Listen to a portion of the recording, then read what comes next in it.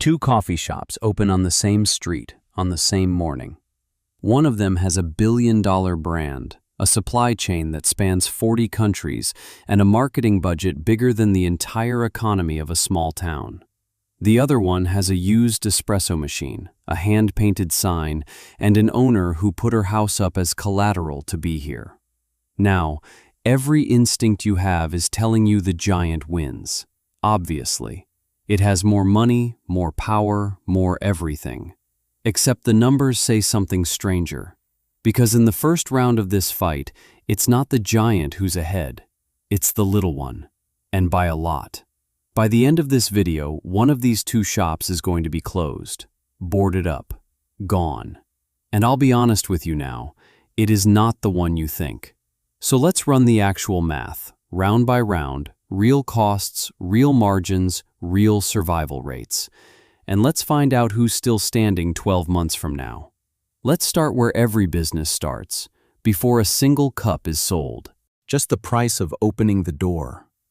Our independent owner, let's call her Maya, walks into an empty retail space. Here's what she has to pay for. The espresso machine. A solid commercial two-group unit runs her about $15,000. The grinder, the brewer, the fridge, another 10.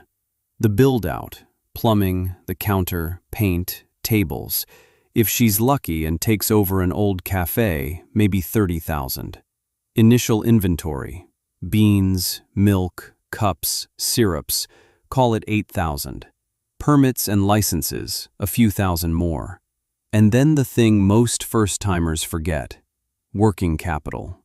The cash cushion to survive the slow months before anyone knows she exists. 3 to 6 months of rent and payroll sitting in reserve, another 40,000 minimum. Add it up, and Maya opens her doors for somewhere between $80,000 and $200,000. That is a terrifying number. That is a second mortgage. That is everything she has. Now let's walk across the street. Our franchise owner, let's call him David, wants to open a location of a major national coffee chain. He thinks he's buying a shortcut, a proven system, a brand everyone already loves. Here's what the brand charges him just to use its name. The franchise fee, up front, just for the right to hang the logo, up to $90,000. And that's before he's built anything. Then the real number. According to the chain's own 2026 disclosure documents, the total cost to open one location runs from $527,000 to over $1.8 million. Let that sit for a second. David is paying up to 20 times what Maya paid for the same product, coffee in a cup. And that money doesn't buy him the building, by the way. In most cases, he still doesn't own the real estate. He's paying that fortune for permission, for equipment the brand approved, and for a construction standard he isn't allowed to deviate from. If Maya wants to save money by painting the wall herself, she paints the wall herself. If David wants to do that, he needs corporate sign-off, and the answer is usually no. So round one is not close. On the cost of simply existing, the independent shop obliterates the giant. And you're probably thinking, okay, but the giant has deep pockets, that's the whole point. True. Hold on to that thought. Because that advantage is about to become the most dangerous thing David owns. Opening the door is one thing. Making money once it's open is a completely different fight. And this is where it gets interesting. Let's zoom all the way in, down to 1 cup of coffee. The $5 latte in your hand right now. Where does that money actually go? The beans for 1 cup? Maybe 40 cents. The milk, another 15. The cup, the lid, the sleeve, call it 25 cents. So the physical stuff inside a $5 latte costs under $1, which means the gross margin on that cup, before rent and wages, is enormous. 85, 88%. That sounds incredible. It sounds like printing money. And here's the thing. For Maya, the independent, it genuinely can be better than for the giant. Why? Because Maya is flexible. She can buy beans from a local roaster and mark up a single origin pour-over to $6.50. Her customers pay more for craft, for local, for the story. Her best cups can hit margins the giant can only dream about. And here's Maya's real secret weapon, the one nobody talks about. It isn't the fancy latte, it's plain filter coffee. A single batch of drip takes about 2 minutes of a barista's time and produces 12 to 15 cups. The cost per cup is pennies. The margin is over 85%, and the labor is almost nothing. Every time Maya sells a simple cup of drip instead of a complicated latte, she's quietly making some of the best money in the entire shop. David can't do any of this. He sells exactly what corporate tells him to sell, at exactly the price corporate sets, from suppliers corporate approved. His menu is frozen. If drip coffee is underpriced on the corporate menu, that's just his problem. So on the raw economics of 1 cup, advantage again, the underdog. But wait, if the little shop has better margins per cup and cheaper startup costs, how is this even a contest? How does the giant survive at all? One word: volume. Maya, on a good day, sells maybe 150 cups, a steady little stream of regulars. The giant's location? 600 cups a day, sometimes more. A drive-through line that never stops. Morning rush that looks like an evacuation. The average location of this chain pulls in, again from their own disclosure filings, $1.37 million a year. Maya's shop, on 150 cups a day, maybe $200,000 a year in revenue if she's doing well. So here's the twist. Maya wins on margin, but David wins on scale. His margin per cup is thinner, but he's selling 4 times the cups, feeding a machine of relentless traffic that the brand's marketing keeps filling for him. For the first time, the giant lands a real punch. Now we get to the part nobody puts on the brochure, the part that decides this entire war. And it's the part David never saw coming. Remember David's shiny brand?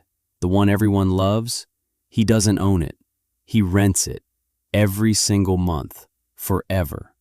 Here's how it works. On every dollar that comes through David's register, the corporation takes a royalty. For this chain, it's 5.9% of gross sales. And then, separately, an advertising fee. Another 5% of gross sales, funneled into national marketing David doesn't control. Add those together. Almost 11% of everything he sells is gone, off the top, before he pays rent, before he pays a single barista, before he pays himself. And it doesn't stop there. There's a technology fee, around $150 every month, just for the point-of-sale system and the app. There's often a requirement to spend a minimum amount on local advertising on top of the national fee. And there are approved supplier rules, which mean David frequently can't shop around for a cheaper delivery of cups or milk, even when he finds one. He's contractually locked to the vendors the corporation chose. And here's the cruelty of it. That royalty comes out of gross sales, not profit. So on a slow month, when David is barely breaking even, he still pays it. The giant gets its cut whether David eats or not. Remember way back in round 1, when I said the giant's deep pockets would become the most dangerous thing David owns? This is it. He bought into a machine that's designed, first and foremost, to feed itself. Now, what about Maya, the independent? What's her royalty? 0. Nothing.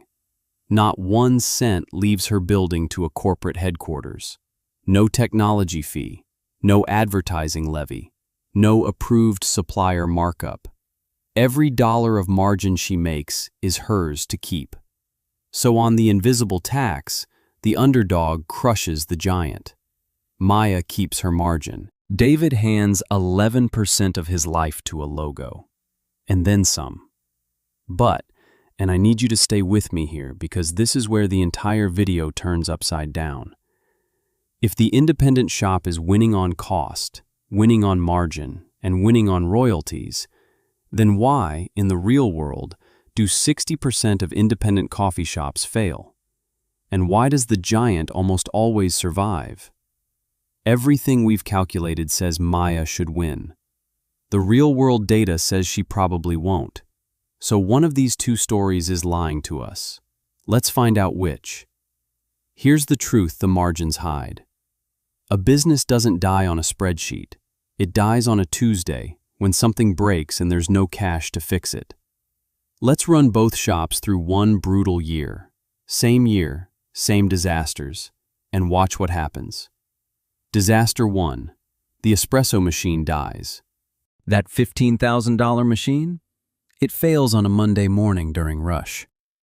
Maya, the independent, has no backup. The repair tech can't come until Friday.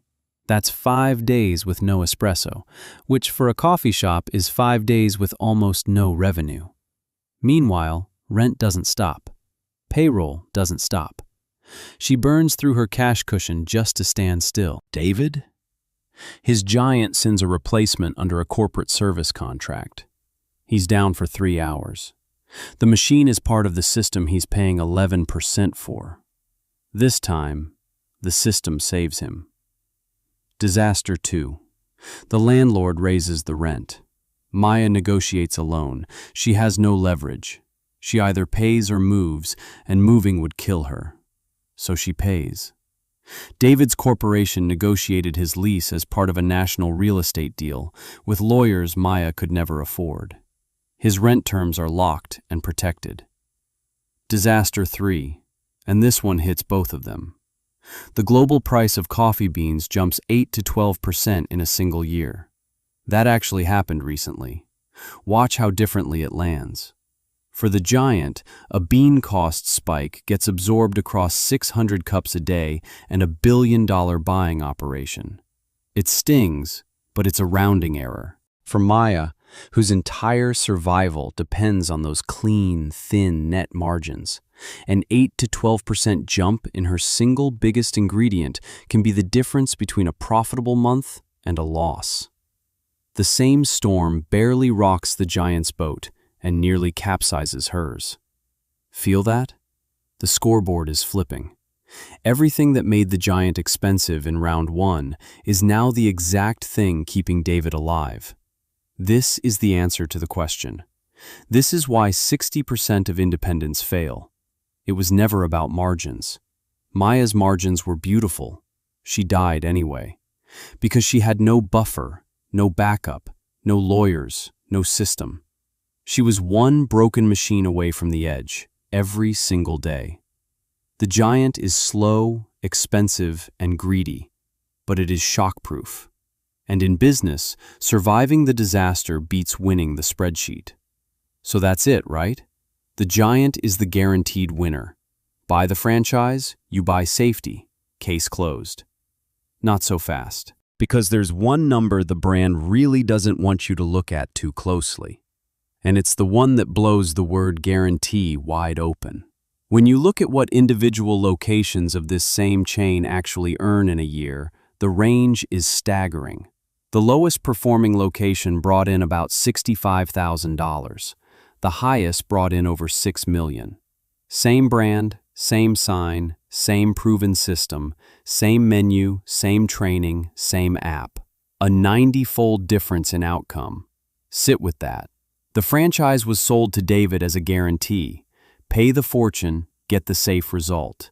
But the brand's own numbers admit that owning one of these can mean $6 million a year, or it can mean $65,000, which wouldn't even cover the royalty and the rent. 2 identical stores under one logo, and one is a fortune, while the other is quietly bleeding out. So the giant isn't a guarantee at all. It's a narrower range of outcomes than Maya faces, sure. It's less likely to die outright. But it is absolutely not the sure thing it's marketed as. A bad location, a bad manager, a bad market, and the mighty brand can't save you. You still hand over your 11%. You still can't change a thing to fix it. You just get to fail more slowly and more expensively. For the first time, the giant's armor has a crack in it, and Maya's back in the fight. But before we crown a winner, there's one cost we haven't put on either receipt, and it doesn't show up in any disclosure document. David owns his shop, but he can't change the menu, can't set his prices, can't pick his suppliers. Corporate can force him to spend $80,000 remodeling to a new brand standard, and he has to obey, or lose the franchise entirely. He bought a job with a boss he can never quit. Maya can do anything. New drink today, new supplier tomorrow. Her name, her rules, her shop. She might be fragile, but she is free. And that freedom is the thing David can never buy back, at any price. So, who actually wins? Here's the honest answer, and it's not the cop-out you think. If you want the safest bet, the machine that's most likely to survive the broken espresso maker, the rent hike, the bad month, the giant wins. It costs you a fortune and it owns your soul, but it is built to not die easily. You are buying a narrower range of outcomes, and you are paying for it in freedom and in 11% of every dollar, forever. Just don't call it a guarantee, because $65,000 a year is somebody's real result under that same shiny logo. But if you want the shot at the real prize, the higher margins, the freedom, the shop that is genuinely yours, the independent wins. On paper, she wins almost every round. She just has to survive the 1 year that kills 6 out of 10 of her. If Maya makes it past year 5, she keeps everything the giant would have taxed away for life. So the giant isn't the safe business. The giant is the safer bet. And the independent isn't the reckless choice. She's the high margin, high freedom, high risk one. Same street, same coffee. 2 completely different games. And that shop I told you would be closed by the end? Here's the gut punch. Statistically, it's Maya's. 6 times out of 10, the underdog with the better numbers is the one who's gone. Not because she was wrong, because she ran out of runway before the world noticed how good she was. Which means the real lesson of this whole war isn't about coffee at all. It's this. In business, the best margins don't win. The ones who survive long enough to use them do. So now it's your turn to be the judge. Which one would you open? The fragile little shop that could make you free, or the bulletproof giant that owns you? Tell me in the comments. One word. Underdog or giant? And here's the next battle I'm deciding between. A McDonald's franchise versus an independent burger joint. Or a corporate gym versus a local one. Tell me which fight to run next. Because there's a version of this exact math for every business you've ever walked into. And once you see it, you can't unsee it.